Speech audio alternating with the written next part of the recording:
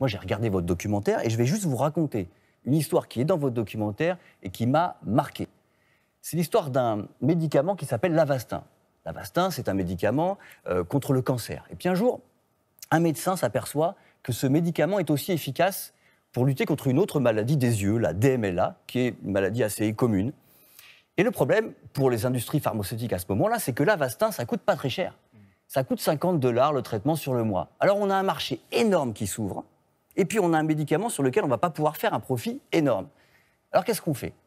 Et là, les industriels ont une idée géniale. On va créer un autre médicament qu'on va appeler le Lucentis, qui est quasiment le même, qui a les mêmes effets. Il est ni mieux ni moins bien que l'Avastin, mais on va lui faire un packaging spécial, donc une notice, pour cette maladie de l'œil.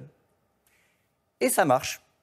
Donc ils ont créé un autre médicament qui fait la même chose, et cet autre médicament, ils le vendent 20 fois plus cher. Et c'est là le tour de passe-passe.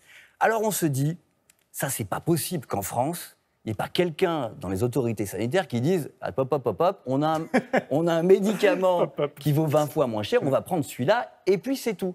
Sauf que ça, c'est sans compter sur le pouvoir incroyable de lobbying de ces industries pharmaceutiques que vous montrez très bien dans votre documentaire. Et on va voir juste un extrait pour voir l'impact sur les professionnels de santé de ces énormes labos. Est-ce que vous avez reçu ici dans ce service la visite des laboratoires Novartis ou de laboratoires Roche au moment où vous faisiez À ce sujet-là? Absolument, oui. Ils sont venus directement nous parler pour nous dire qu'ils ne comprenaient pas pourquoi on utilisait l'Avastin, médicament indiqué en cancérologie, pour faire des préparations pour l'ophtalmologie. J'ai eu un rendez-vous, effectivement, avec le directeur général du laboratoire Novartis, qui est venu me voir à l'Hôtel Dieu pour me demander pour quelles raisons j'insistais tant à faire ces seringues d'Avastin, alors que Lucentis avait une autorisation de mise sur le marché.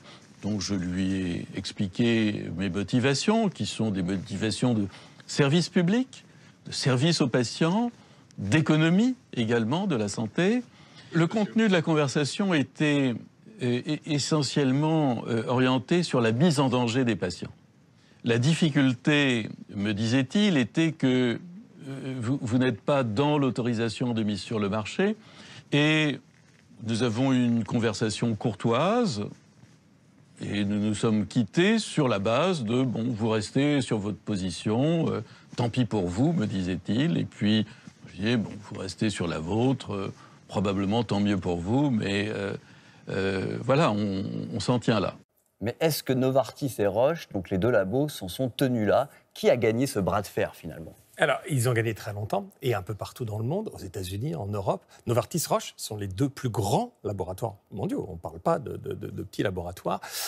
Il y a eu en France, tout de suite, une pression des politiques qui ont échoué. Ces deux laboratoires sont plus puissants qu'un État. Ce sont deux laboratoires suisses, ils sont plus puissants que les autorités françaises. Mais alors, il y a une autorité en France qui s'appelle l'autorité de la concurrence, qui a lancé une enquête. Il a fallu 5 ans pour qu'ils rendent verdict de leur enquête. Ce verdict est tombé il y a 3 semaines et ils ont condamné les deux laboratoires pour entente illicite sur le prix du médicament à 240 millions d'euros d'amende.